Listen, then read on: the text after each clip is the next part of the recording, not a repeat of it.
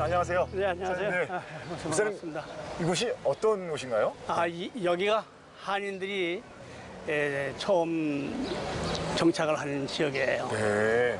그래서 여기는 지역명은 플로레스타라고 이야기하는데 백구라고 해요, 우리 한인들이. 네. 왜냐하면 109번 버스가 종점이 있었어요. 네. 그래서 이제 부에노스아이레스의 한인타운이군요. 네, 그래서 여기가 한인타운입니다. 한때는 한인들이 많았다고 말씀을 들었는데 지금 보니까 그렇게 많지 않은 것 같거든요. 네, 이제 어떤가요? 한때는 한 5만까지 이제 있었어요. 그렇군요. 그러다가 이제 IMF가 터지면서 쭉 했어요. 네.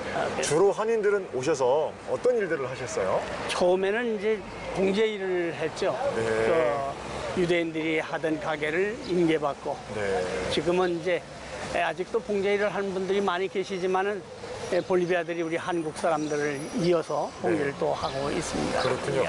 한인들이 5만이었던 한인들이 지금은 규모가 얼마나 되나요? 지금 한 2만 정도 2만 될 명. 거예요. 네. 그분들도 거의 아버지 어머니들 하시던 봉제를 계속 이어서 하시는 분들이 많으시고요. 네, 한 70% 정도. 70% 정도. 그다음에 한 25% 정도가 이제 가게를 하죠. 네. 옷 가게를 하고, 네. 그다음에 한 5%가 이제 다른 알마세를 한다든지 한국의 조그만 슈퍼 같은 거. 그렇군요. 이곳에서 봉제를 하면서 또 가게를 하면서 네. 하는데 그렇게 살아가시는 곳이군요. 그럼 목사님 좀 둘러보시면서 말씀을 좀 나누실까요? 네. 그럼 같이 가죠. 네, 목사님. 네.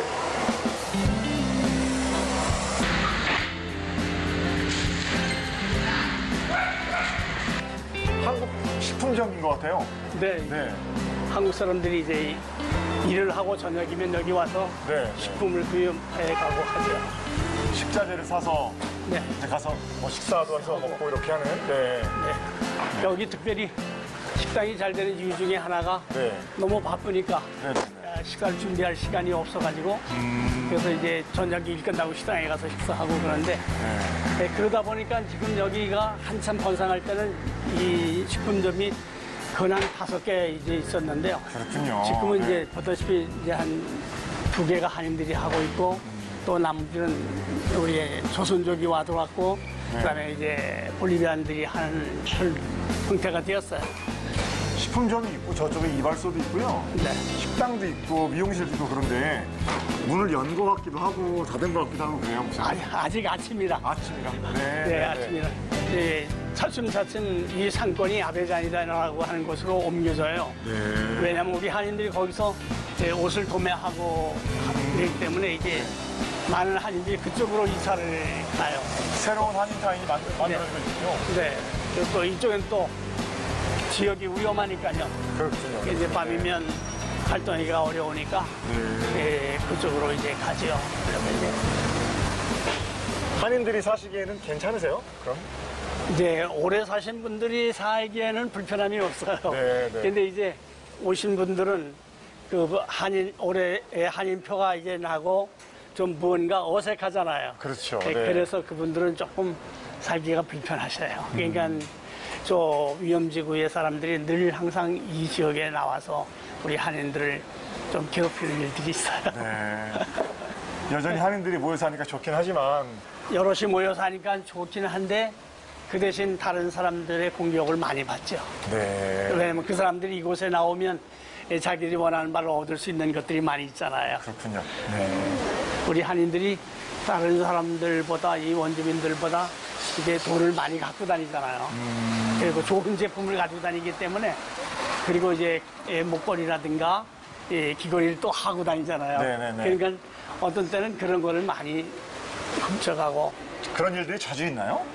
예, 그 자주 있어요. 그러니까 어떤 때는 차를 타고 이렇게 지나가다가 우리가 있는 걸 보고 차를 세워놓고 그러고 가는, 훔쳐갖고 가는 일도 있고요. 젊은 사람들도 그저 와서 위협을 하니까 주머니에 있는 것들은 다 그냥 줘요. 얘들이 특별히 그래도 사람을 해하는 일은 없어요. 이렇게 자기들이 원하는 걸 얻으면 그냥 가고. 그래서 여기서는 사람을 죽이거나 많이 이제 해를 끼치는 상처를 입히는 일은 많이 없어요. 그냥. 금품을 원하는 도둑질 정도. 네. 그래도 예. 그 일이 굉장히 무섭고 좀 두려운 일인 것 같은데요. 네. 그래 오래 살면 그게 두렵질 않아요. 늘 당했던 거니까. 목사님 그 로만 칼라를 입고 다니시면 네, 이게 제가 이 로만 칼을 입고 다니면 이 사람들이 저희가 이제 신앙인인 걸 알고 네. 신앙 지도자인 걸 알고 저에게는 도리어 해를 끼치지 않고 도움을 주세요. 오랜 카톨릭 전통에서 네, 교회에 대한 존경심들은 있는 거군요. 네, 그래서 아주 여기 그 모든 사람들이 자기들이 하는 일이 잘못된 일을 하는 거지만은 그들이 이 종교인들에 대해서 특별히 신부나 목사에 대해서 아주 이제 좋게 여기고 한인들 크리스천 비율은 어떻습니까? 예, 한 20, 30% 정도. 아, 그 정도밖에 안 되나요? 네. 보통 외국에 나오면 거의 다 신앙생활을 하시잖아요. 그래도 이제 여기는 뭐 한국과 똑같아요. 거의. 그러니까 불교도 있고 다른 이제 이단교단도 있고 그래요. 그러니까 한국 사람들이 와서 이제 처음에는 신앙생활 잘 하다가 이제 서로 연이 돼서 왔잖아요. 그러다 이제 그분이 기독교인이면 교회에 나오다가 그 다음에 자리가 잡혀지면 그 다음에 원래 자기 종교를 찾아가기도 하고 그렇습니다. 한인 크리스천 비율이 생각보다 많지는 않군요.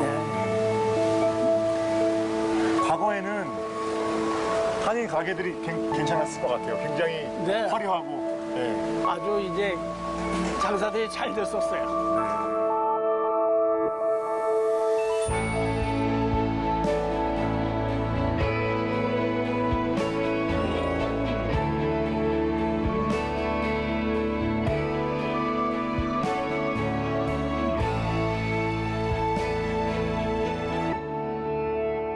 여기가 영락교회군요. 네.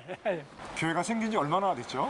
네, 우리 교회가 그러니까 1978년 5월에 시작했어요. 78년 5월이요. 그러니까 벌써 78년이니까 50년. 그렇군요. 한인 사회의 어떤 어머니 교회 같은. 네, 저희 교회가 사실상 저 이제 센트럴에서 제일 먼저 시작을 했어요. 그러다 여기 이사를 왔어요. 교회 들어가 보시죠.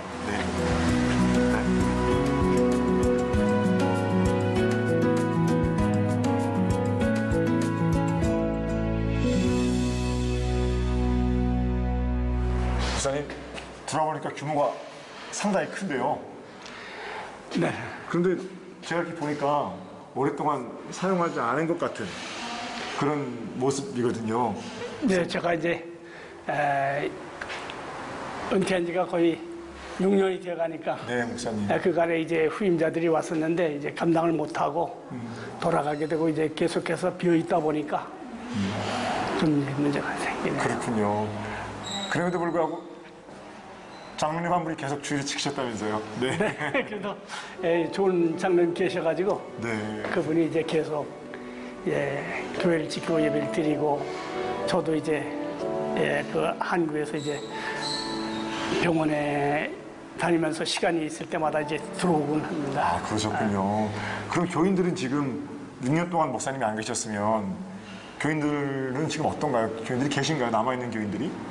네, 지금 이제 장로님 가정 한 가정하고 본사님 가정 한 가정하고 지금 두 가정이 지금 남아 계시고 다른 분들은 이제 담임자가 없으니까 자꾸 다른 교회로 말씀이 그리워서 찾아가죠. 이게 목사님 마음도 굉장히 불편하시고 좀 부담감도 느끼시고 그러시겠어요? 그래서 빨리 이제 좋은 목사님 모시기를 기도하고 있는데 참 너무 한국에서 멀다 보니까 그래서 목사님들이 꺼려하시네요. 조금만 더 교회를 좀 소개해 주시죠. 우리 이 교회가 전면이 이제 9m, 이게 50m, 한국 따지면 150평 건물이죠. 그렇군요. 150평 건평에 1층, 2층, 또 3층에 한 50평 더 있어요. 그래 있어서 이제 선교하기는 굉장히 좋고 우리 이 소강당에서 이제 그 예배를 주일이면 그 원주민 예배를 드렸어요. 그렇군요. 그리고 이제 일주일에 2번씩 그 신학을 이제 가르치는 교수가 이제 원주민 교수가 있어가지고요. 네. 그분과 함께 이제 이 볼리비아 사람들 또 하여튼 남미 사람들을 중심으로 해서 공부를 가르쳤어요. 그렇군요. 네. 그러다 보니까 원주민 신학교도 하시고 네. 또 원주민 예배도 따로 수예배실에서 하시고 네. 그렇게. 네, 여기가 본당이군요. 네. 굉장히 아름답습니다. 오랫동안 사용하지 않은 흔적들이 좀 있지만 그래도 과거에 얼마나 은혜로운 예배를 드렸었을까 하는 생각들이 드네요.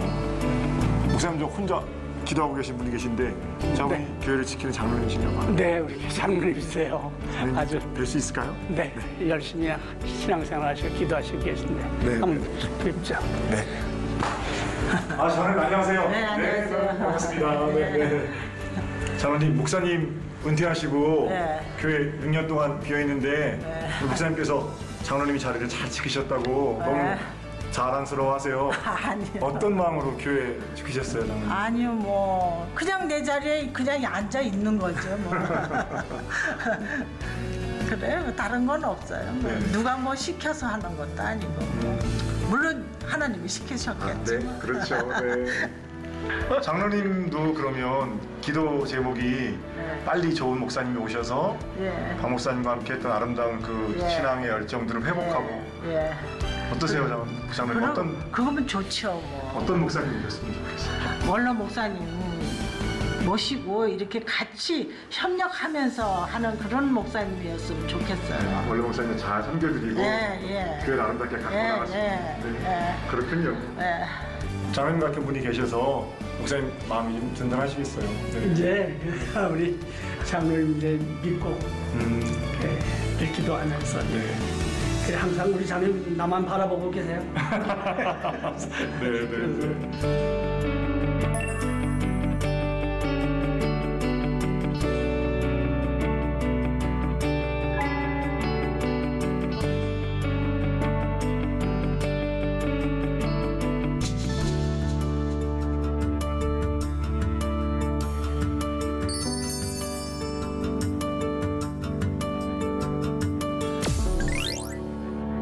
아르헨티나를 언제 오신 거예요? 예, 한국의 올림픽이 막 끝난 1988년 12월 달에 88년 12월에 아르헨티나 네. 오셨군요. 예, 그때 파송받고 바로 오신 게 아니고 목회를 하시다가 오신 것으로 제가 들었는데요. 그럼 어떤 동기가 특별히 있으셨나요? 예, 한국에서 목회를 하면서 인천에서 개척교회를 했습니다. 그렇군요. 예, 개척교회를 다 이제 마치고 그러니까 다시 그 모든 빚을 다 갚고 담임자가 이제 자립을 할 수 있도록 네. 교회가 자립할 수 있는 그런 수준에 오르게 되니까 너무 허전했어요. 그래서 그때 하나님 앞에 기도했습니다. 외국에 가서 우리 교포들 위로하면서 선교하기를 원합니다. 라고 기도를 했는데 일주일 만에 한 목사님이 아르헨티나에 가지 않겠냐고 말씀을 해주셨어요. 그래서 뭐 여러 가지 생각할 여유도 없이 그냥 가겠습니다 대답을 한 게 이렇게 오게 됐습니다. 그렇군요. 88년 되면 해외여행도 금지돼 있던 때고 게다가 뭐 가까운 나라도 아니고 아르헨티나면 지구 반대편이잖아요. 네. 지구 반대편 아르헨티나까지 오시기에는 그 신학생 시절이나 또 그 학창 시절에 가졌던 어떤 결단들이랄까 선교사가 되겠다는 마음의 소망들을 갖고 계셨었나요? 목회를 시작을 하고 한 2년쯤 되었을 때에 저희들이 이제 꿈 가운데 하늘에 이제 큰 글씨로 대남이라고 하는 향할 때자 남영남자를 하나님께서 보여주셨어요.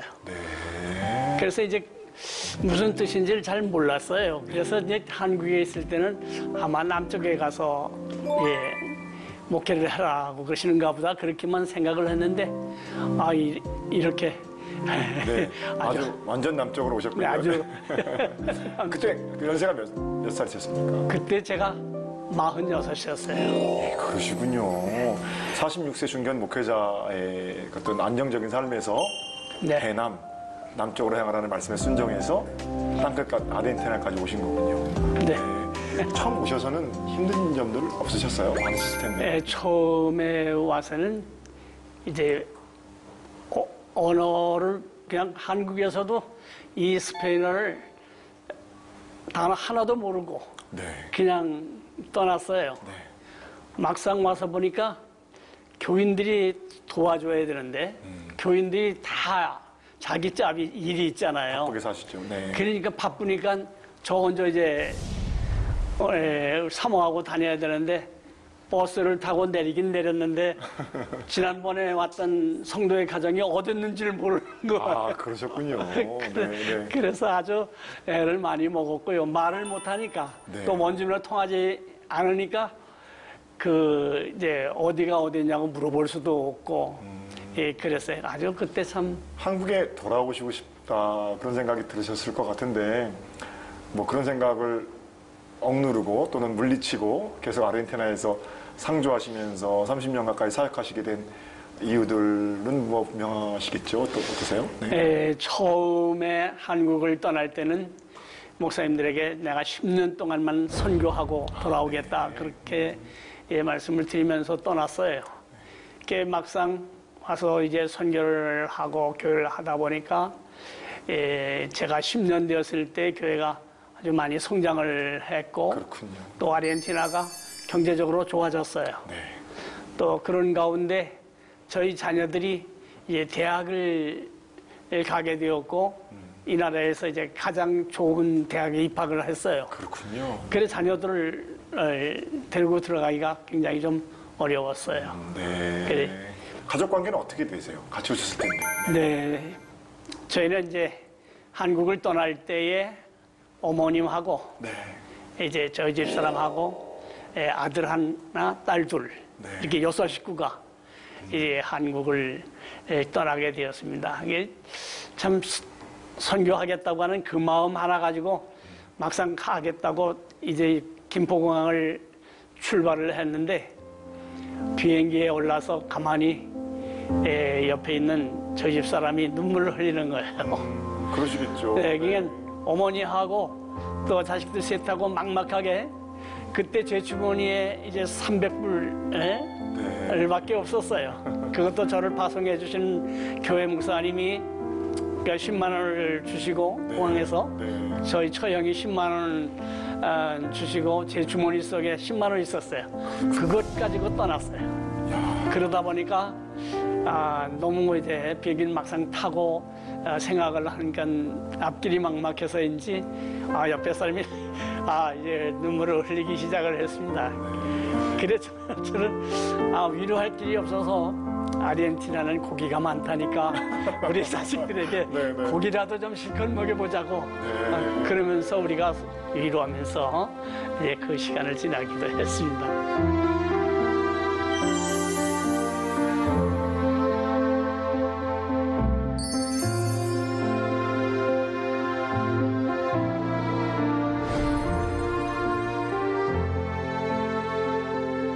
자녀들. 네. 제가 듣기로는 아주 훌륭하게 키우셨다는 말씀 제가 들었어요.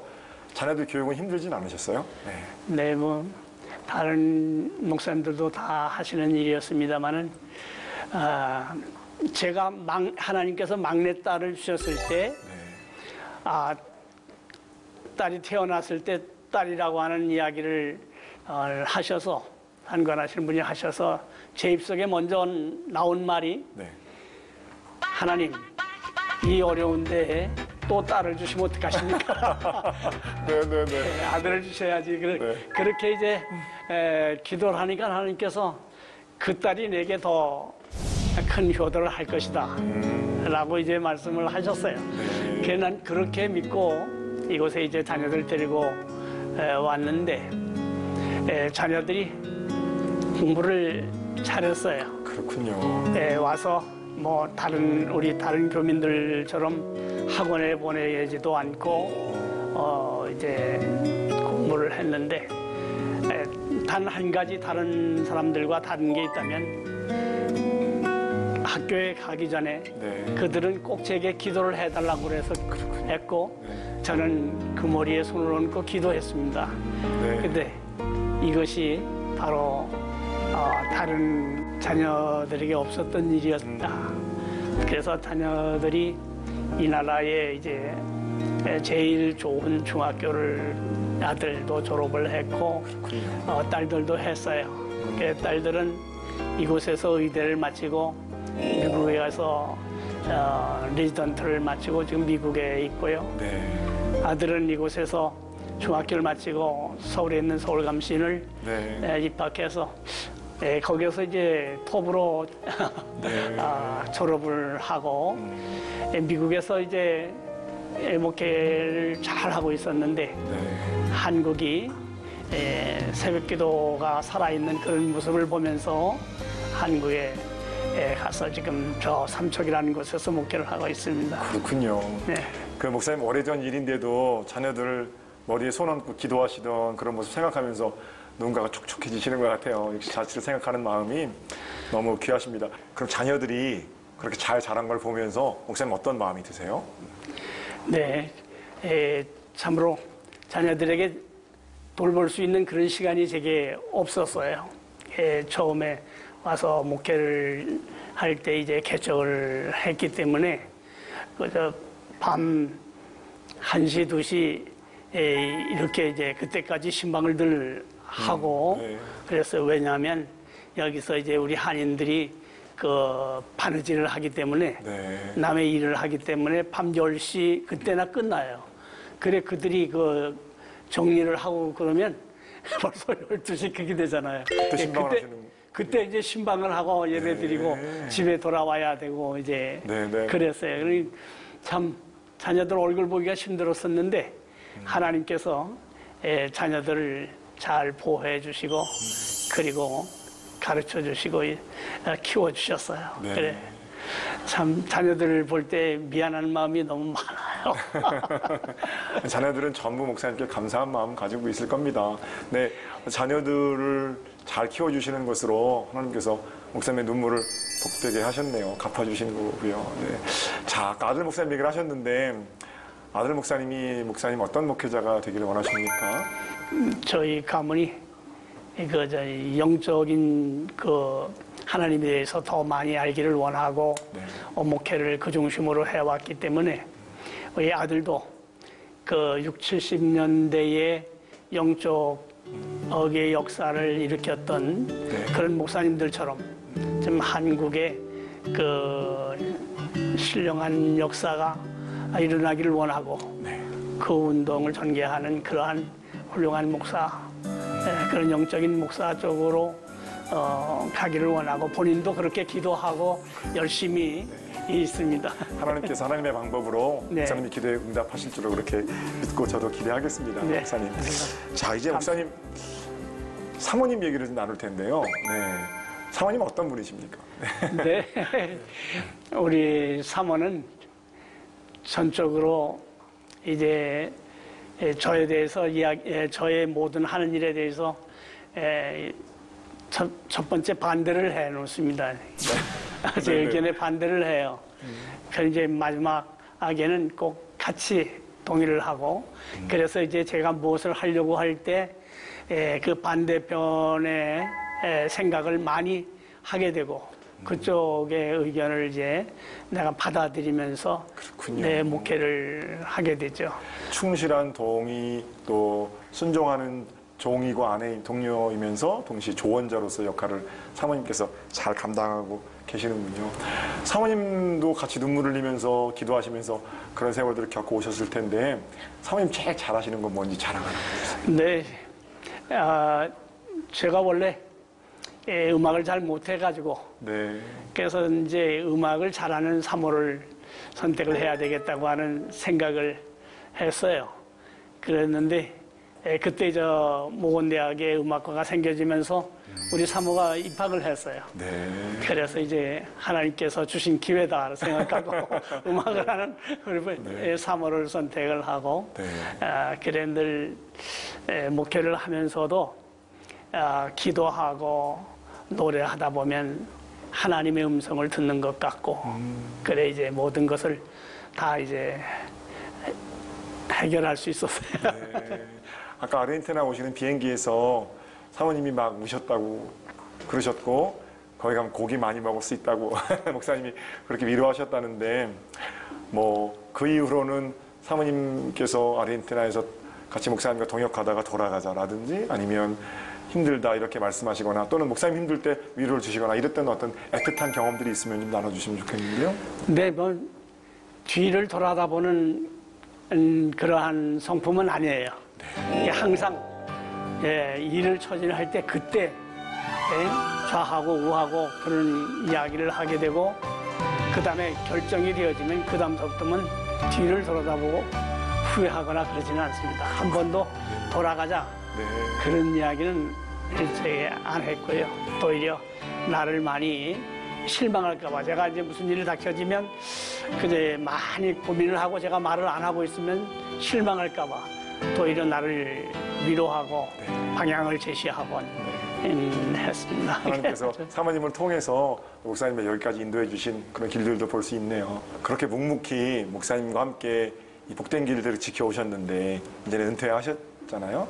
은퇴하기까지 달려갈 길 마지막까지 잘 달려온 좋은 동역자이신 사모님께 하시고 싶은 말씀 이 길을 통해서 한번 하시죠. 네. 네. 너무 감사하다. 참 고맙다고 목회를 여기까지 은퇴할 수 있도록 도와준 주어서 참 여기까지 올 수 있었던 것은 하나님과 사모의 큰 힘이었다. 기도를 많이 합니다. 그러니까 사모의 한 일들을 보면 가슴이 찡하고 먼저 눈물이 나요. 그렇군요. 참 좋은 사람이었는데 사모의 길을 가느냐고 모든 걸 내가 막지 않았나 그런.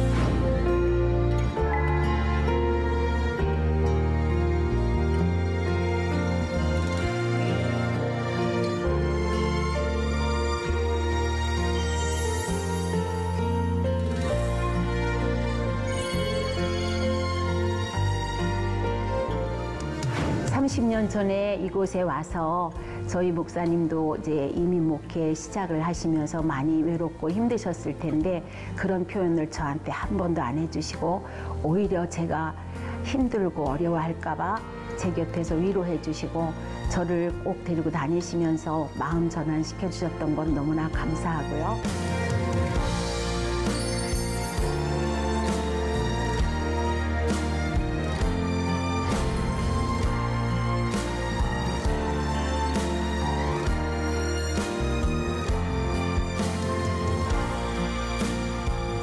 목사님은 어떻게 하나님을 처음 만나시게 되셨어요? 저희 아버님이 제 14살 때 돌아가셨습니다. 네. 그때 이제 저희가 이제 사남매거든요. 제 밑으로 동생이 셋이 있어요. 네. 그래 어머님이 그때 그 자녀들을 양육하기 위해서 그대로 놔두면 옛말에 자식, 부모 없는 자식 될까봐. 자식이, 네네네. 저희 자녀들을 데리고 신앙생활을 시작을 하셨어요. 네. 그때 우리 어머님이 연세가 37이셨어요. 근데 새벽기도를 다니시고, 네. 그러시니까 제 어린 생각에도 만약에 어머님이 다른 재가를 하신다든가 그러면 우리는 고아가 돼버리잖아요. 그렇죠. 그래서 제 마음속에 우리 어머니를 지켜야 되겠다 그런 생각을 하고 새벽기도를 따라다니고 매일 밤 예배라든 모두 이제 어머니와 함께 참석을 하다가 부흥회 이제 를 교회에서 이제 하게 됐는데 그때 참석하고 이제 은혜를 받기 시작을 했어요. 그렇군요. 네, 그래서 아주 제가 14살 때에 은혜를 받았습니다. 그렇군요. 14살에 아버님 돌아가시는 계기로 네. 어머님과 함께 어머니 지키기 위해서 새벽기도에 가시다가 네.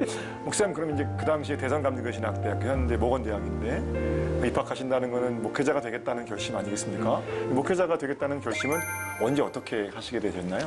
처음에는 제가 이제 고등학교를 졸업하고 인천에 이제 직장에 이제 입사를 했어요. 그래가지고 이제 추석이 돼서 추석을 새로 고향에 돌아왔는데 그 담임 목사님하고 어머님이 목회자가 돼야 되겠다라고 이제 말씀을 하셨어요. 부모님이 아버님이 계셨다고 하면 저는 거절을 했을 거예요. 근데 어머님이 혼자 계시면서 자식에게 하시는 말씀이었는데 그 거역을 할 수가 없었어요. 그래서 이제 이해하고 신학교 이제 입학 시험을 보면서도 떨어지기를 원했어요. 네. 그랬는데 그때 이용원 학장님이 나 같은 사람이 목회자가 되지 않으면 누가 될 거냐고 그러시면서 큰 위로를 주셨어요. 그래 이제 신학교 1학년 한 학기를 해놓고 군대를 가게 되었어요. 그렇군요. 또 그때도 저는 군대 가면서 목회를 그만두려고 안 하려고 네. 애를 썼고 이제 타락을 했죠. 이제 그다음에 이제 군대 생활을 이제 보통 사람들처럼 이제 네. 군대 생활을 했어요. 그러다가 이제 휴전선에서 바리케트 작업을 하다가 머리를 다쳤어요. 그래서 제가 6시간을 죽게 되었습니다. 죽어서 6시간 죽어서 춘천에서 이제 후성병원에서 머리 수술을 하고 깨어나는 그 순간에 제가 재수 참 더럽다.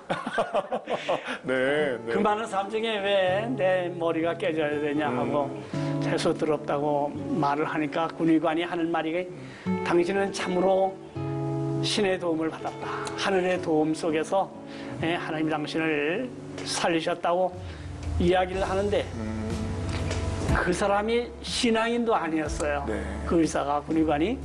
그런데 그 말을 하는 그 순간에 내가 그냥 큰 벼락을 맞은 것처럼 네, 목사님. 큰 충격을 받으면서 거기서 제가 얼마나 울었는지 모릅니다. 그래서 하나님이 나는 이렇게 하나님 멀리 하려고 노력을 하고 목회자도 안 하려고 노력을 하고 있는데 하나님 그래도 나를 버리시지 아니하시고 나를 보호하셨구나 라고 생각하니까 그냥 눈물이 진짜 바닷물처럼 흘렀습니다. 네, 목사님. 얼마나 다시, 그러셨겠어요. 네, 제가 그래 지금 다시. 들어도 지금 너무 감동이 되는데요. 네. 그래서 이제 그때부터 좋은 목회자가 되겠다라는 결심을 하신 거군요. 네, 이제 그렇게 수술을 해서 이제 살아났는데 다시 재수술을 하게 됐잖아요. 네. 그래 이제 머리를 재수술한다는 건 굉장히 어렵다고들 이야기를 해요. 그래도 이제 제가 그냥 살다가는 어려울 것 같으니까 하겠다고 군의관에게 사정을 해서 수술을 하게 되었어요. 네. 그래서 이제 수술실에 들어가기 1시간 전에 입원에 가서 하나님 앞에 사정을 했습니다. 살려주시면 이제는 다시 내가 배신하지 않고 하나님 당신에게 순종하겠습니다라고 기도를 하고 수술을 마쳤는데 참 그 군의관들이 당신이 뭐 이렇게 좋아서 수술하는 동안에 그렇게 웃었냐는 거예요. 참 좋아하더라는 겁니다. 그래 이제 저는 어려운 때를 생각할 때마다 내가 기도했던 그 순간 하나님 한 번만 살려주십시오. 그랬던 그때를 기억합니다.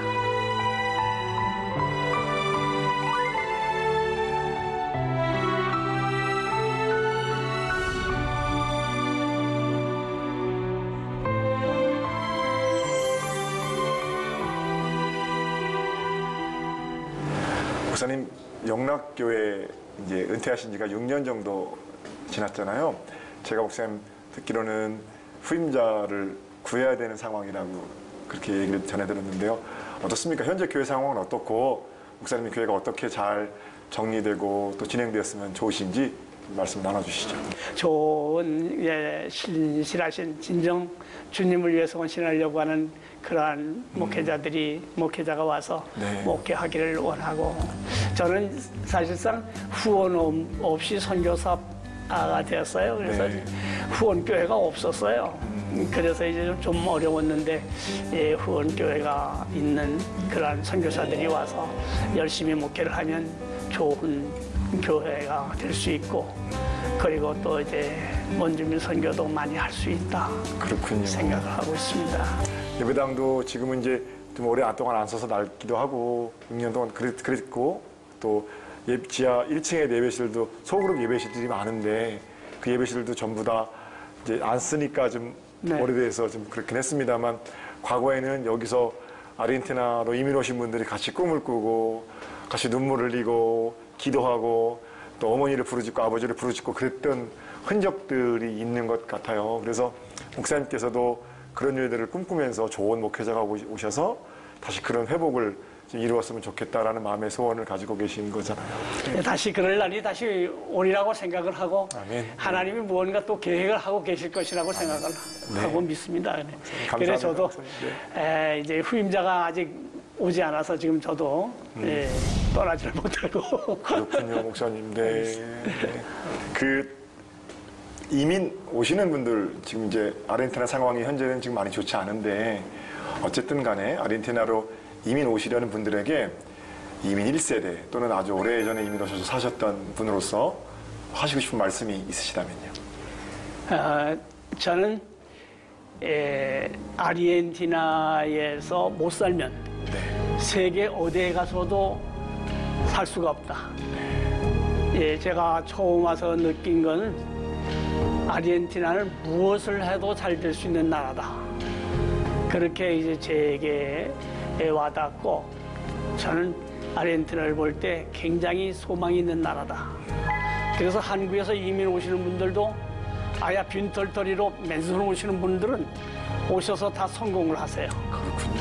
그런데 돈을 좀 가지고 오신 분들은 오셔가지고 얼마 있다가 다시 돌아가시기도 하고 다른 나라 가시기도 하고 그렇습니다. 단단한 각오를 가지고 와서 하면 네. 무엇이든 할 수 있는 나라다. 네. 그게 이제 목사님 말씀하신 아르헨티나군요. 아르헨티나는 오직 한 길로만 가야 됩니다. 아, 그렇군요. 네, 많은 의미가 있는 것 같아요.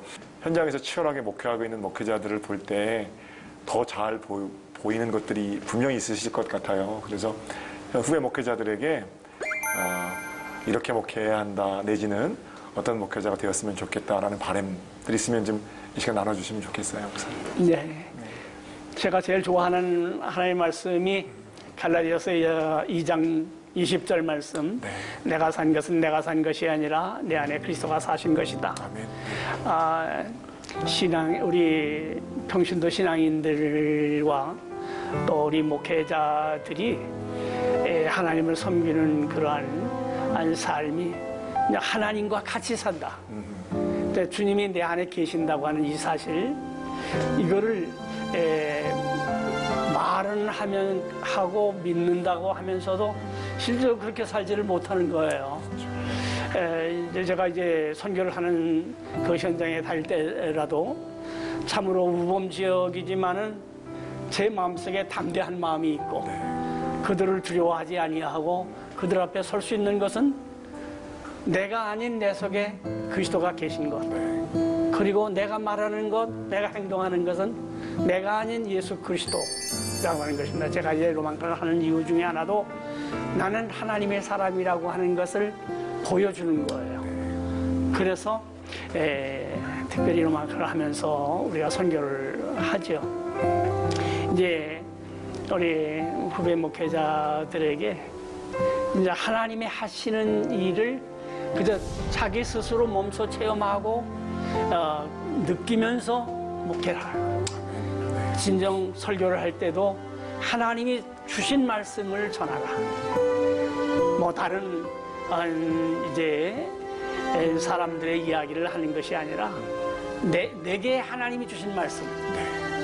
그래서 이제 저는 이제 뭐 다른 목사님들 다 마찬가지지만은 일주일 내내 하나님의 음성을 듣고 그 말씀을 정리해서 그 다음 주일에 하나님의 말씀을 선포하고 이렇게 하나님의 말씀을 직접 체험하고 듣고 보고 하면서 목회를 한다면 그 목회 현장은 하나님의 역사만 있는 것이지 하나님이 병든 자를 일으켜주시고 기도할 때에 다시 죽어가는 심령이 사는 거지요. 한 번은 간암으로 이제 배가 이렇게 와서 병원에서 다 이제 퇴원해서 죽을 날을 기다리고 있을 때에 한 번은 이제 기도를 했어요. 뭐 난 그런 일이 생겨질 거라고 생각도 하지 않았는데 기도하고 나니까 이 사람이 벌떡 일어나가지고 감사하다고 그런 거잖아요. 그러니까 목회 현장이 하나님이 역사하는 현장이다. 그거를 본인이 깨닫고 이야기를 하고 목회의 삶을 산다면 참 하나님이 함께 하시는 삶을 살고 있는 목회. 이건 학문이 아닌. 아멘. 맞습니다. 목사님이 걸어오시고 살아오신 세월의 어떤 진정성들이 사랑하는 후배 목회자들에게 아름답게 전해지는 것 같아서 또 저한테도 좋은 가르침이 되었고요. 시청자분들도 많은 감동 또 교훈을 얻었으리라 그렇게 생각합니다. 목사님 오늘 너무 감사드려요. 목사님 감사합니다. 네. 감사합니다.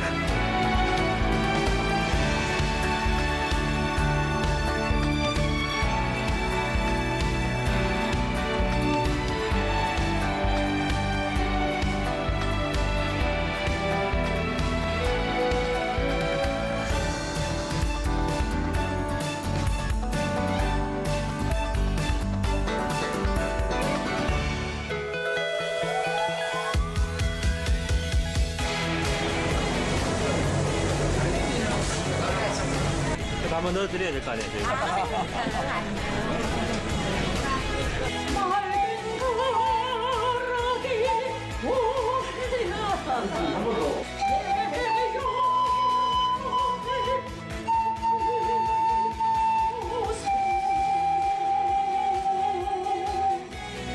자꾸 틀려. 세계를 움직이는 힘!